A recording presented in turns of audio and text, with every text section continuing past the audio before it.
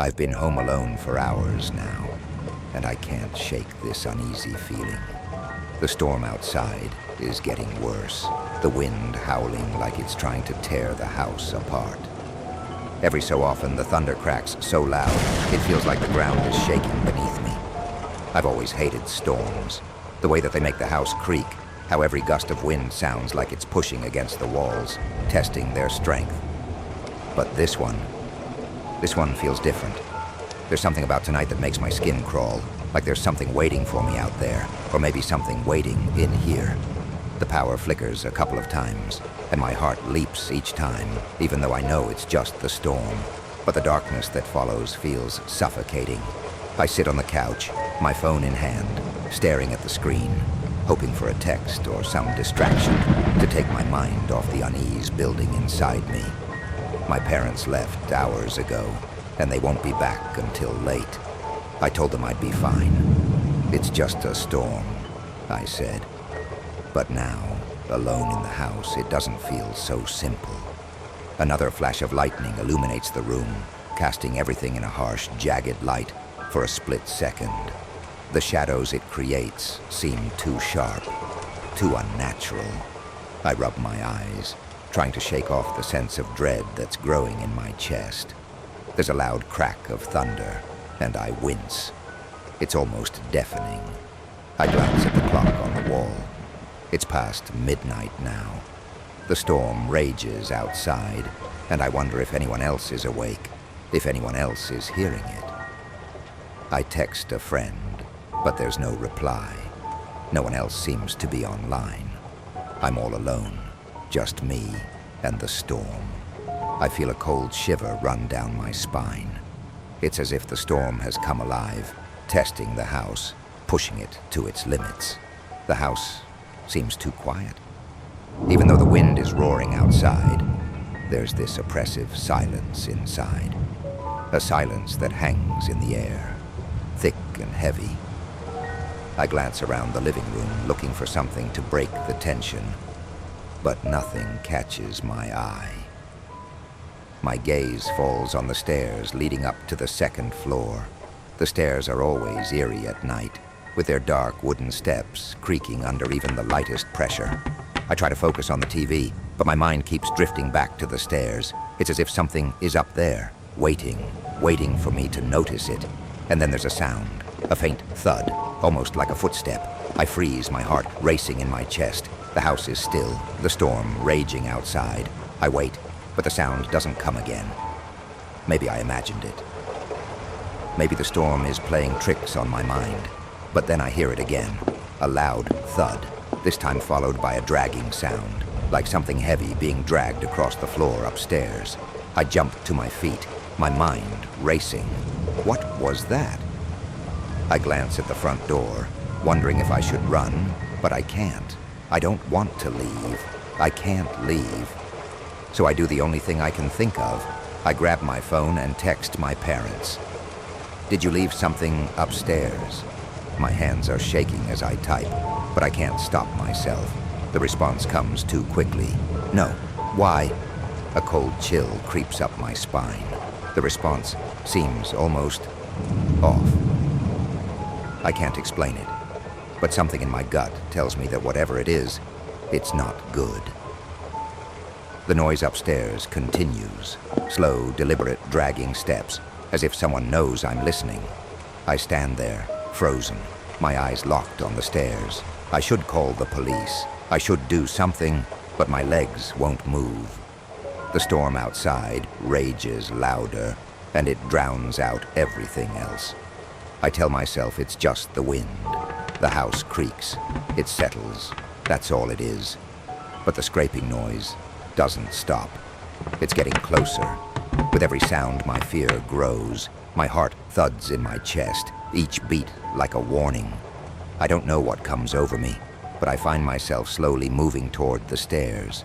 My feet make no sound, but every step feels like it's echoing in my head. I don't want to go up there. I don't want to see whatever is making that noise, but I can't stop myself. There's something pulling me forward. The stairs creak under my feet as I climb. each step a reluctant ascent into whatever awaits. When I reach the top, the hallway stretches out before me, dark and silent. I scan the shadows, every corner looking darker than the next. The room at the end of the hallway, the one where my parents sleep, feels like it's pulling me in, the door slightly ajar, as if inviting me in. I don't want to go in there, but the dragging sound continues. I can hear it clearly now. It's coming from inside that room. Slowly, I step forward, the door creaking open with a soft groan. I peer inside, and there's nothing. The bed is perfectly made, untouched, but the closet door is cracked open, and I can see something shifting inside. My breath catches in my throat. I don't want to look. I don't want to see whatever is in there, but I can't stop myself. I approach, the air around me thick with tension, and as I reach out for the closet door, it swings open on its own. And there, in the corner, something moves. A dark shape, a shadow. It seems to grow, stretching toward me. The air in the room grows cold, and I can feel it on my skin, like fingers brushing against me. The room feels smaller, suffocating. The shadow grows closer, filling the space with an unnatural weight. I can't breathe. I want to scream, but no sound comes out. The shadow reaches out to me and I feel it. A cold, hollow presence, like something's reaching for my soul. And then, in a blink, everything goes dark. The storm, the wind, the house. Everything is silent. The only thing I can hear is my own racing heartbeat.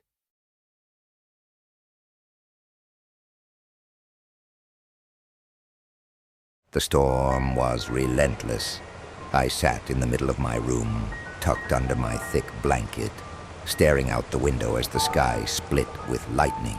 Each flash lit up the darkness for a moment, and for a split second, I could see the rain whipping through the air, the trees outside bending under the weight of the wind. Thunder boomed in the distance, and the whole house shook with every rumble, the sound so deafening that it almost felt like the world was cracking apart. I was used to storms, but something about this one felt different. The air was heavy, charged, as though something unseen was waiting for me. I was home, alone. My parents had left earlier for a night out, and my sister was at her friend's place.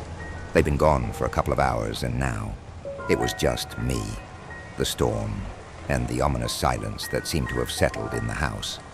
The only sound was the constant roaring of the wind and the rain crashing against the roof and windows. I had planned on catching up on some sleep, but it wasn't happening. There was something about the storm that kept me wide awake, like my senses were on high alert. I tried to distract myself, scrolling mindlessly through my phone, but the tapping of my fingers on the screen felt so loud in the stillness, like it was part of a strange rhythm that the storm had set. The lightning outside flickered again, casting sharp shadows across the room.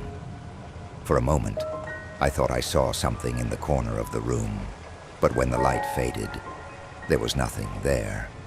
My heartbeat quickened, a tiny seed of unease starting to grow. I tried to brush it off. It was just my mind playing tricks on me. The wind howled outside, sending a chill through the room. That's when I heard it. At first it was so faint I almost thought it was just the wind or the house settling. A soft rustling sound, like something shifting beneath the floorboards. My skin prickled, and I froze. My phone was still in my hands, but I didn't dare move. I told myself it was just the storm messing with my mind. Thunder shakes the whole house after all, and makes the weirdest sounds.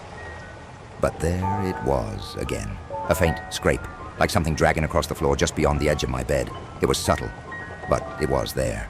I tried to breathe normally. It's nothing, I whispered to myself. It's just the house. It's old. The storm outside raged on, making the windows rattle, but the noise from under my bed persisted, drawing closer with each passing second. Slowly, my eyes drifted toward the edge of the bed, where the darkness of the room swallowed everything up. The rustling continued, getting louder, almost in sync with the storm. My heart was pounding now, my throat dry. I slowly shifted my legs, inching them closer to the bed, trying to stay as still as possible. The only thing louder than the storm now was the sound beneath the bed, the unmistakable feeling that something was waiting. I tried to dismiss it. It was probably just my imagination. Maybe the wind had blown something under there. I tried to tell myself that over and over, but the more I thought about it, the more it didn't make sense. What could be under my bed? I finally summoned the courage to slip one of my feet out from under the covers, placing it softly on the floor. The house creaked, the wind screaming outside. The air felt so thick now it was hard to breathe. My pulse was racing, and I could feel the coldness of the floor seeping into my skin. I held my breath, straining to listen. The rustling sound stopped for a moment, leaving only the pounding of the storm. My heart thudded in my chest, loud enough to drown out the storm itself. I couldn't stand it anymore. I leaned forward, inching closer to the edge of the bed, my eyes locked on the dark space beneath it. The lightning flashed outside, bright enough to illuminate the room for a fraction of a second. My breath caught. The space under the bed was empty. I let out a slow exhale, trying to calm myself. There was nothing under there. Maybe it was the wind pushing something against the wall, or a tree branch tapping against the window. But then the silence broke, and I heard it again.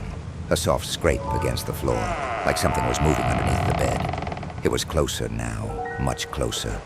My throat tightened, and my chest felt tight, as if the air itself was pushing in on me. I couldn't explain it, but I felt like something was watching me, something just inches away, hidden in the darkness beneath me. My mind raced, searching for an explanation, but I couldn't think of one. The storm outside became a distant echo, replaced by the sound of something scraping the floor. I knew then that I wasn't alone in the room. I couldn't move. Every instinct in me screamed to run, to get out of there, but I couldn't. It was as if I was glued to the spot, frozen in place by fear. The thunder boomed again, a violent crack that rattled the windows, and in that moment, the rustling stopped. Complete silence. For a moment, I thought maybe it was all just in my head, and I was losing my mind. But then, in the dead silence, I heard it. A low, guttural whisper. I'm right here. I froze. My breath caught in my throat, and I felt my stomach drop. That voice. It was so soft, so close. Too close. I wanted to scream, to run, to do anything, but my body wouldn't move. Every muscle was locked in place, my mind too terrified to even comprehend what had just happened. The room seemed to close in on me, the shadows beneath the bed growing darker, more oppressive. The storm outside raged on, its fury only intensifying the terror that gripped me. The sound of the rain became a pounding in my ears, the wind a wailing shriek, but nothing compared to the voice under my bed. I finally found the strength to pull my feet back under the covers, huddling against the wall, trying to make myself as small as possible. My heart was racing, my thoughts a blur, and I couldn't breathe, couldn't think. The storm outside continued to rage, but all I could hear now was the voice whispering, I'm right here, over and over, as though it was waiting for me to understand something. Waiting for me to realize that whatever was under the bed wasn't just a figment of my imagination. I don't know how much time passed. I didn't look under the bed again. I couldn't. Eventually, the storm began to quiet down, the thunder fading into the distance and the wind settling. The rain slowed to a light drizzle, the world outside still and quiet once again. But that whisper, that voice, it didn't stop. I lay there, paralyzed, staring at the dark corner of the room, afraid to move. The storm had passed, but the feeling in the room hadn't. I couldn't sleep that night. Not a wink. The next morning, I convinced myself it was just a nightmare, that my mind had played tricks on me. But I couldn't shake the feeling that something had been under that bed, that something was waiting for me. And now, every time a storm rolls in, I can't help but remember that voice. It still haunts me. I wonder if it's still there, waiting for the next storm to come.